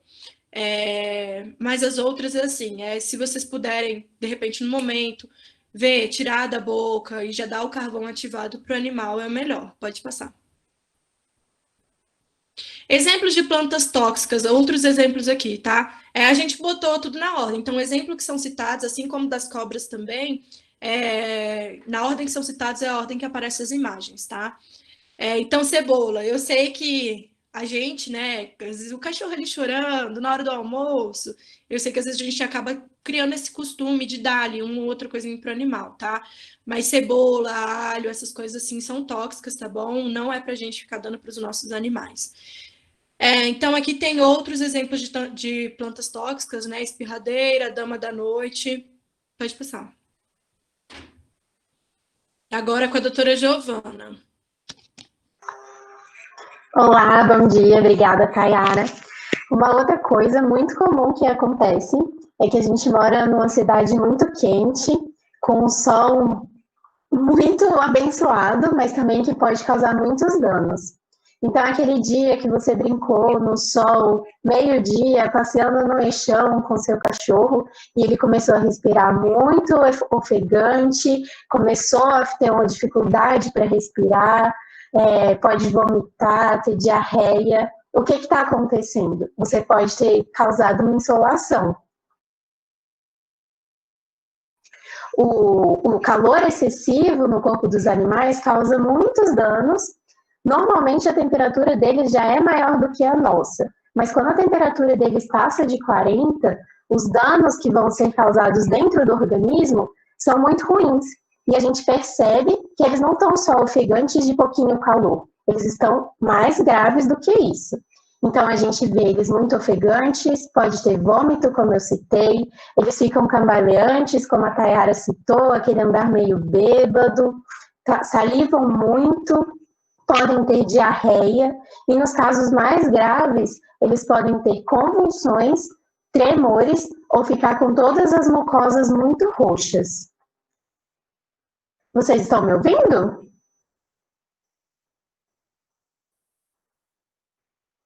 Ótimo. Então, o que a gente pode fazer se a gente brincou muito no sol, estava um dia muito quente, e aí eu percebi que o meu animal não está bem? A gente vai levar ele para um ambiente fresco. Então, eu estou no ambiente externo, estou no parque, eu vou debaixo de uma sombra de árvore e eu vou deixar ele lá com água fresca. Se eu perceber que a situação está muito grave, a gente vai pôr ele no carro e levar ele para o médico veterinário imediatamente. Se a gente tiver acesso a algum ambiente climatizado, com ar-condicionado, seria o ideal para a gente abaixar a temperatura do nosso animal. A gente pode também molhar ele com água da torneira.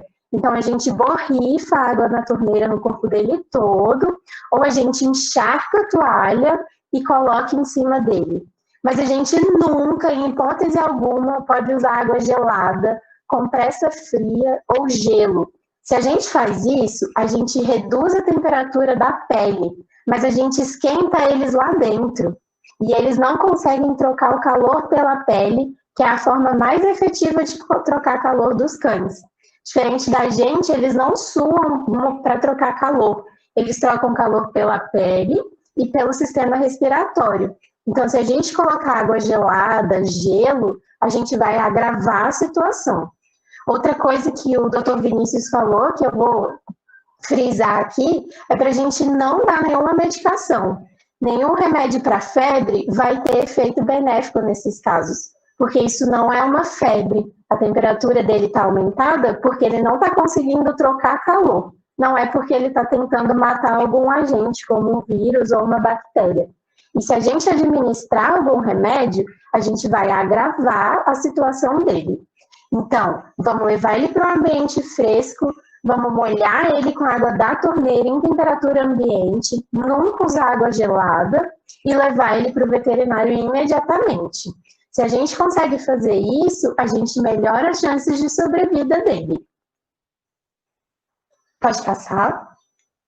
Se essa condição é muito agravada, a gente chama de choque térmico, que é quando a temperatura passa até dos 43 graus, e isso causa muitos danos a todo o organismo do animal.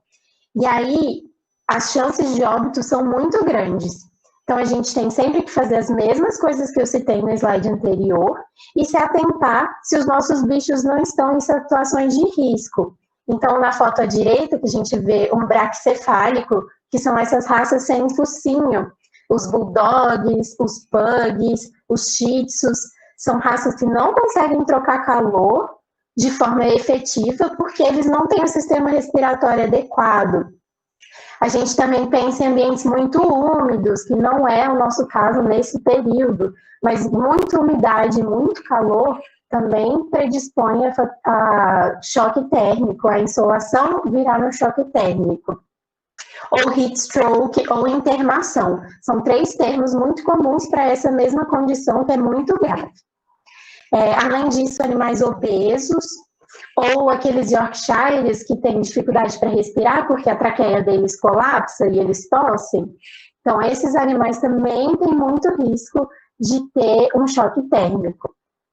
Além disso, as caixinhas... Pode voltar só um minutinho, Pauane?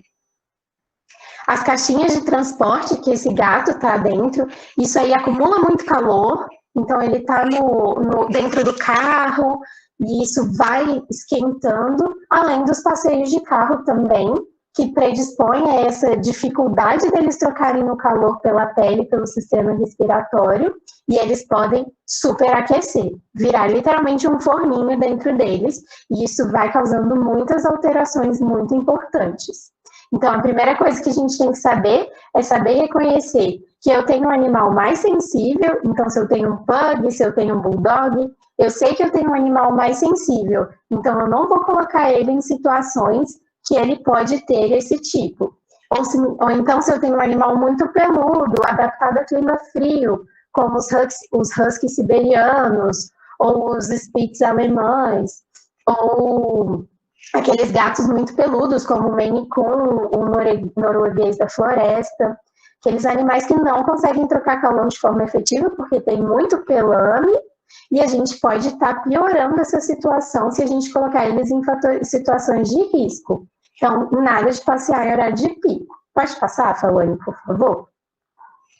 Então, se eu sei reconhecer o que eu não posso fazer, eu sei reconhecer e prevenir. Então, a gente vai evitar exercício extenuante em lugar muito quente, muito úmido. E sempre que a gente brincar, a gente levou o nosso cão para o parque, brincou de bolinha, a gente sempre vai deixar ele descansar de meia hora até 1 hora depois dos exercícios, na sombra ou em ambiente climatizado, sempre com água fresca disponível, nada de levar aquela garrafinha de plástico que ficou no sol o dia inteiro e ele vai tomar aquela água morna. Água morna é para vomitar, então tem que ser água fria, água que ele consiga se refrescar. A gente vai manter ele em ambiente climatizado, não passear de carro em dia muito quente, porque isso também é muito ruim. Não vai deixar o animal preso no sol, porque além de ter risco de insolação e choque térmico, também é maus tratos, então a gente não pode fazer esse tipo de coisa. E a gente vai evitar banho de sol ou passeio em horário de pico solar. Então, nada de passear no chão no sol de meio-dia. Outra condição que pode acontecer é que, além do sol causar essas alterações internas, ela pode causar alterações na pele também. Pode passar, Fawane? Que são as queimaduras. Então, a gente passear meio-dia no chão, aquele asfalto super quente, e eu tô de sapato, mas o meu animal tá com a mãozinha e os pezinhos diretamente no chão. Então, a gente pode causar queimaduras neles nesse momento. Aqui a gente tem uma foto de um filhotinho gravemente queimado depois de ter sido colocado em água quente. Pode passar. As queimaduras, elas podem ser classificadas em 3 tipos, e é importante a gente reconhecer as situações que às vezes são muito óbvias e às vezes não são, da gente colocar o nosso cão ou o nosso gato em situação de risco. Então, as queimaduras térmicas são aquelas de calor direto, que são fogos de artifício, rojões de festa junina, o escapamento da moto, ou então água quente, água fervendo. Como a doutora Tayara falou, gato é muito esperto, então gato sobe em cima das coisas, então prestar atenção nisso. Ou filhotes.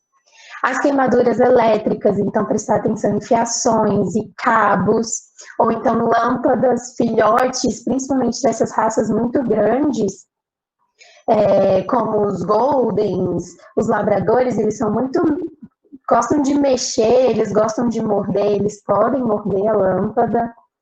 E as queimaduras químicas, que a gente pensa em produtos de limpeza, querosene, gasolina, removedores, produtos químicos em geral, e piche de asfalto. Mas o meu animal se queimou.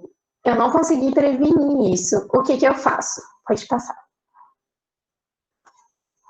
Então, a gente vai imediatamente tirar ele da fonte de calor. Então, se é aquele filhotinho que tocou na churrasqueira, ou então estava em cima das tampas de caixa de passagem que são muito quentes, a gente vai tirar ele da fonte de calor, prestar atenção que filhote, eles não conseguem fugir do calor excessivo, porque eles não têm esse reflexo ainda. Então, filhote é alguém que a gente tem que sempre estar de olho. Às vezes, se a gente colocar eles no tapetinho térmico ou o aquecedor, eles não conseguem fugir da fonte de calor. Então, a gente tem que sempre estar de olho, e se a gente notar que ele se queimou, que ele não está bem, a gente tira ele da fonte de calor. E a gente vai aplicar água na ferida, e a água fria, mas a gente não vai aplicar gelo, porque o gelo pode levar a outra queimadura, que é a queimadura por frio. Então, a gente vai aplicar água gelada na ferida. Se a gente tiver compressa, como a professora explicou nos kits de primeiros socorros, a gente umedece uma compressa com água fria, água gelada, coloca em cima e leva ao veterinário.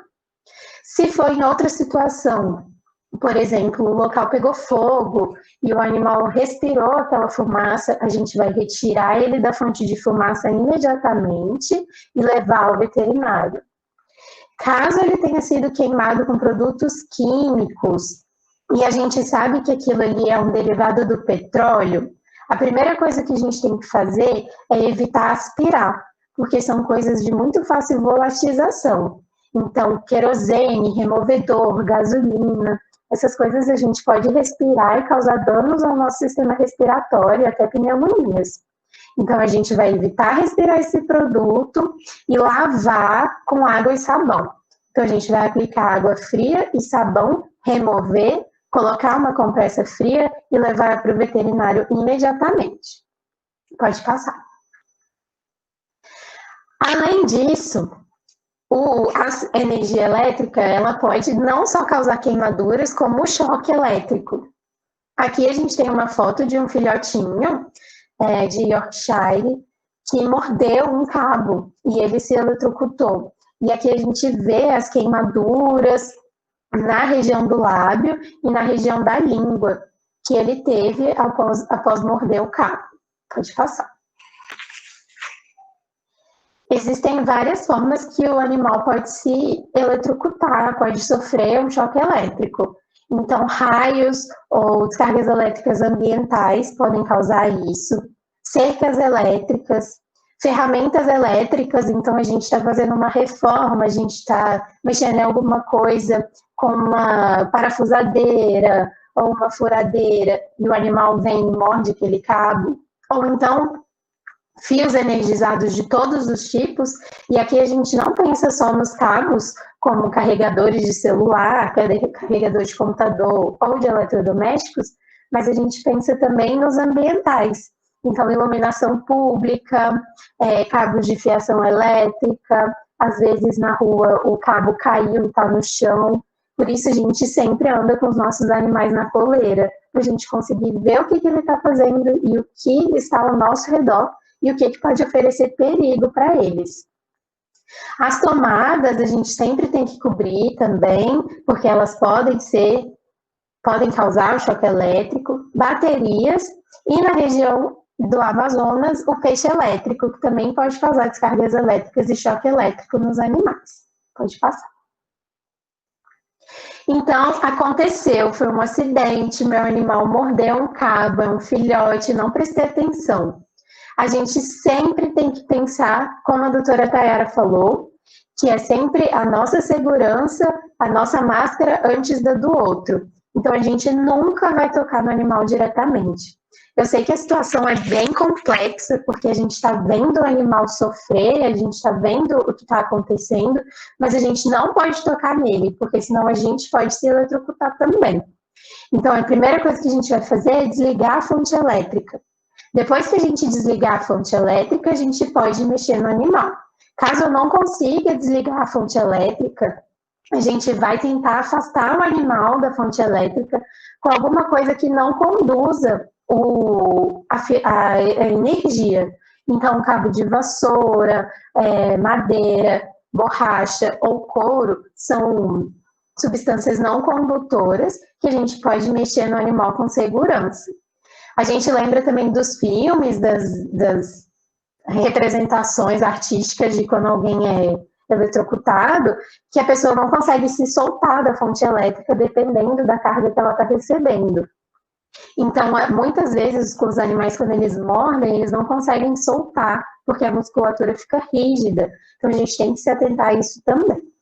Caso sejam fios de alta tensão, a gente vai chamar pessoal capacitado para desligar essa fonte elétrica, porque ela pode ser risco para outras pessoas também. Pode passar. Depois que eu desliguei a fonte elétrica e afastei o animal da descarga, a gente vai checar se ele respira, se ele está consciente ou se ele tem batimentos. Se eu vi que meu animal está inconsciente e que ele não respira, a gente vai prosseguir para a reanimação cardiopulmonar, que a gente vai falar um pouquinho mais à frente. Se ele convulsionar, a gente vai fazer como o Dr. Vinícius ensinou. Vamos colocá-lo em superfície macia, manter a calma e esperar o episódio passar. A gente vai lembrar que o sistema nervoso é um sistema elétrico, então ele é o mais sensível às descargas elétricas do nosso corpo. Então o animal pode não convulsionar, mas ele pode ficar um pouco lerdo, ele pode ficar um pouco mais agressivo também, ele pode parecer que não te reconhece depois da descarga, então a gente tem que pensar que ele pode ter sofrido alguma alteração no sistema nervoso. A gente não vai falar alto, nem estimular o animal, a gente vai manter ele calmo, porque uma das complicações também do choque elétrico é o edema pulmonar, quando entra muita água no pulmão e ele não consegue respirar direito. Se a gente ficar estimulando o animal, gritando, eu sei que é uma situação de tensão, mas a gente tem que manter a calma, porque se a gente estimular muito ele pode ficar muito nervoso e piorar a condição respiratória dele. E a gente vai colocar ele na caixa de transporte e levar ao veterinário imediatamente. A gente tem que se atentar também que as menores feridas de queimaduras elétricas, de choque elétrico, são geralmente as que causam maiores danos aos sistemas internos. Então, a gente nunca vai subestimar, falar, não, foi só uma feridinha muito pequenininha. A gente sempre vai levar ele ao veterinário. Pode passar. Então, como que a gente se previne do choque elétrico? A gente vai cobrir tomada, proteger os fios e cabos, vai desestimular a mordedura dos cabos. Eu sei que é bem bonitinho, a gente vê o filhotinho mordendo cabo, mordendo fio, gato que gosta muito de fio, de cabo, mas é uma coisa que a gente não pode estimular.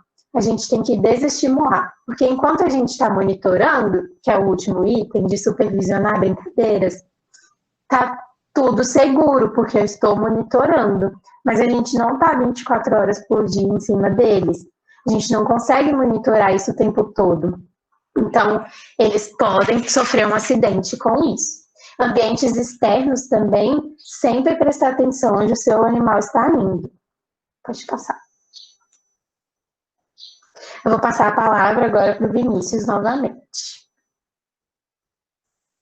Bom, gente, né, para a gente ir caminhando para o final, nesse momento a gente está na pior situação possível, tá? Então o animal ele está desacordado, e o que a gente pode fazer nessa situação? Vamos passar? Bom, quando a gente diz que o animal está desacordado, a gente tem que primeiro identificar se esse evento de desacordado é apenas um desmaio, que tem uma causa, mas que não é tão grave, quanto uma parada cardiorrespiratória, né? Ou seja, o animal parou, o coração parou de bater e ele parou de respirar. Então, a primeira coisa que a gente tem que tentar fazer é identificar se é realmente isso que aconteceu, tá? Ou pelo menos suspeitar. Sempre que você identificar um evento desse, você tem que buscar ajuda, né? Seja através de uma ligação, pedindo ajuda de um colega, para levar o animal até o veterinário, enfim, sempre buscar ajuda, não tentar fazer nada sozinho.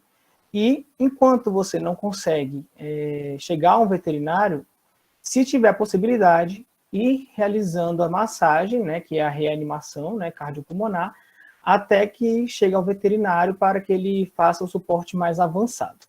Vamos passar? Então, o que eu devo fazer? Primeira coisa, checar se há ausência dos movimentos respiratórios, então avaliar o tórax do animal, ver se o tórax está se movimentando, olhar se a língua, a gengiva, que costuma ser rosinha, não está roxa, né? Cuidado com os animais que já têm essa língua pigmentada ou a gengiva pigmentada.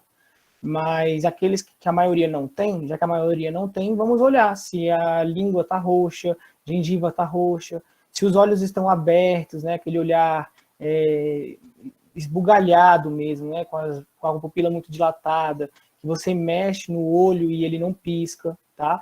E a partir do momento que você desconfiou que é uma parada, você não conseguiu confirmar, mas você desconfiou que é uma parada, você vai iniciar as compressões de massagem, tá? Então, nessa imagem, a gente já vê como é que mais ou menos como funciona, tá?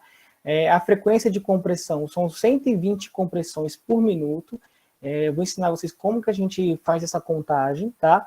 Posicionar as mãos no meio do tórax, essa posição ela pode variar um pouco, mas eu acho que isso fica muito para o veterinário, essas variações. No geral, se você posicionar a mão na parte mais, na maior parte do tórax, ali na região central, você já está conseguindo fazer um trabalho bem efetivo, tá bom?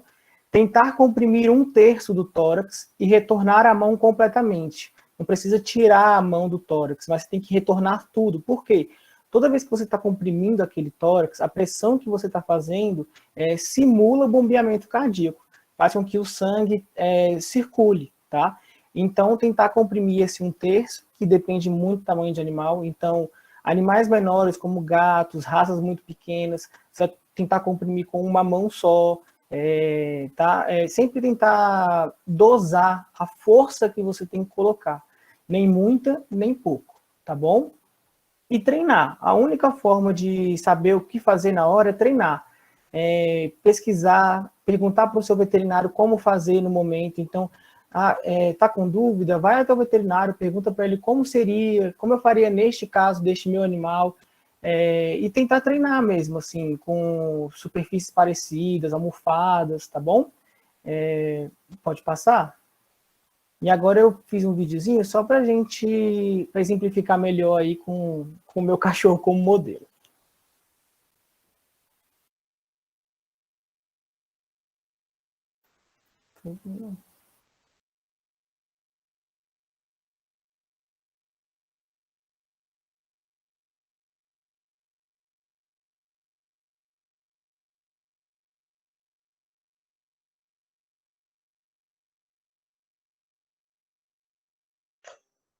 Fauane, a gente não está ouvindo o áudio.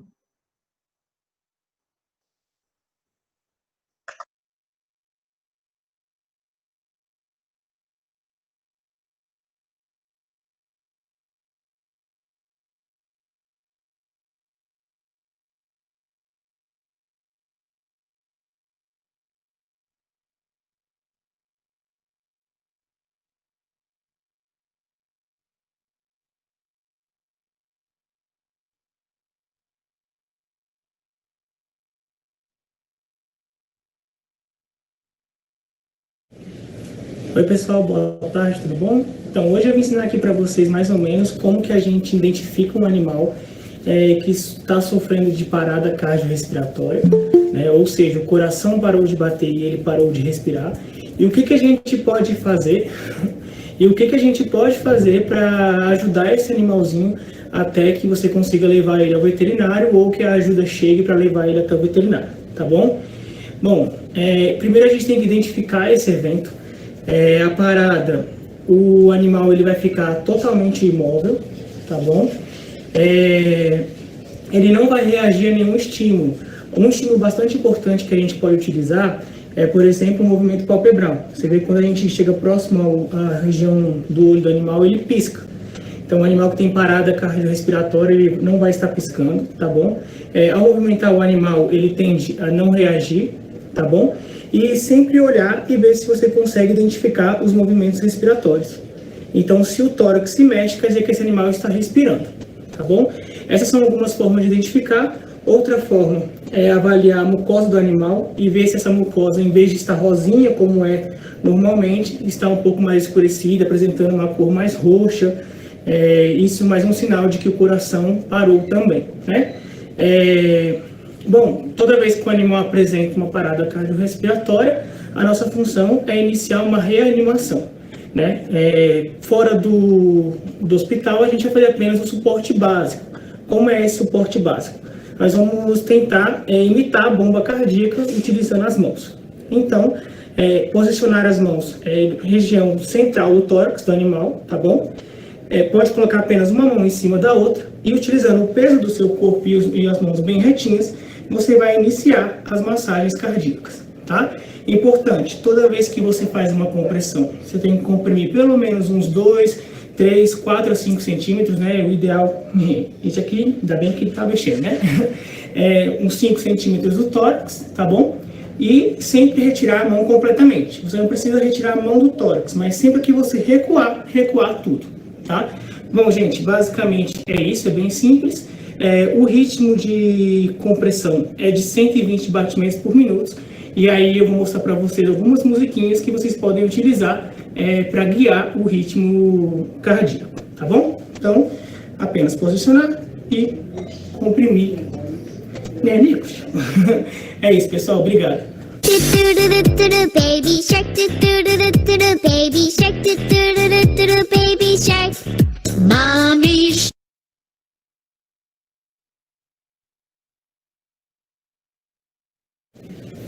Oi, pessoal.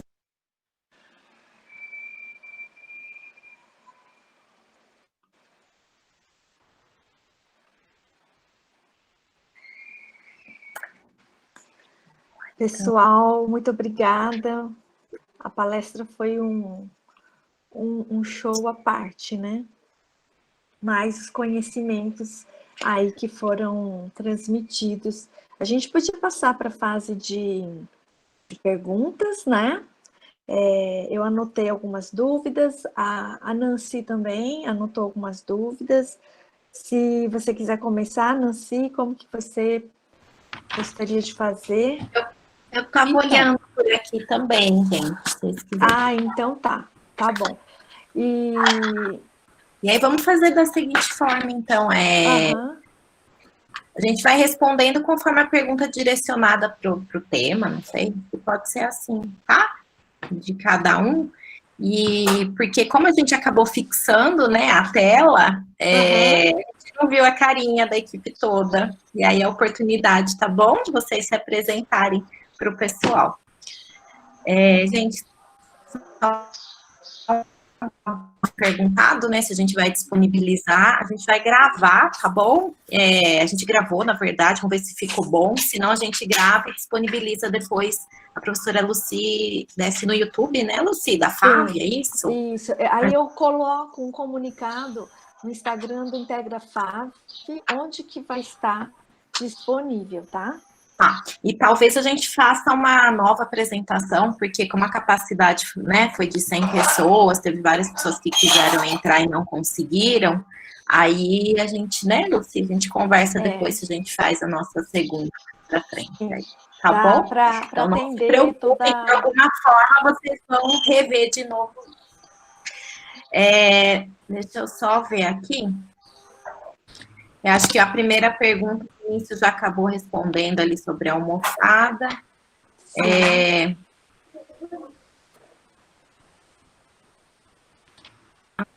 Só segue aí, só para ver se eu segui a ordem certa. Depois, na foi sequência... em relação ao carvão ativado aí. Libera a palavra. Então, eu anotei, teve a almofada, né, que o Vinícius já respondeu para a Aline, aí foi a Tatiana. Ela queria saber quais venenos fazem efeito depois de tantos dias, que foi quando a Thay estava falando sobre envenenamento. E durante esse meio tempo, se o animal vai apresentar alguma sintomatologia. Então, são normalmente o que a gente fala de venenos de ratos, aí os venenos de rato tem a primeira e a segunda geração. Aí tem alguns que eles vão só fazer efeito a partir de 14 dias. Porque o que acontece? Os ratos, eles são animais muito inteligentes. Então, se eles comem alguma coisa e eles vão para a colônia deles, para o grupo deles, e eles chegam lá e eles morrem, aquele grupo aprende que eles não podem comer nada daquele local ali, que senão eles vão morrer. Então, esses venenos foram feitos para tentar controlar a população de rato com esse intuito de que o rato comesse o veneno, e aí, de repente, 14 dias do nada, ele tá lá com a comunidade dele, e aí, do nada, ele, opa, me envenenei, entendeu? 14 dias depois. Mas aí, não sei, assim, exatamente quais são os mais novos ou os mais antigos, aí teria que ser, e é muito difícil de cabeça a gente saber, assim, mas na maioria das vezes é no local que compra, atrás do veneno, no rótulo do veneno, que vai estar escrito quanto tempo depois que o animal vai se infectar, se infectar não, se intoxicar, o rato no caso, né? Então teria que ser olhando o rótulo da embalagem. Então é muito difícil para a gente saber. Mas normalmente esses venenos de ratos mais novos que as pessoas andam vendendo, que as casas de, não sei, de controle de pragas vendem, são que demoram mais tempo para fazer. Justamente porque para evitar de que o rato coma, morra e aí eles não consigam controlar a população de ratos.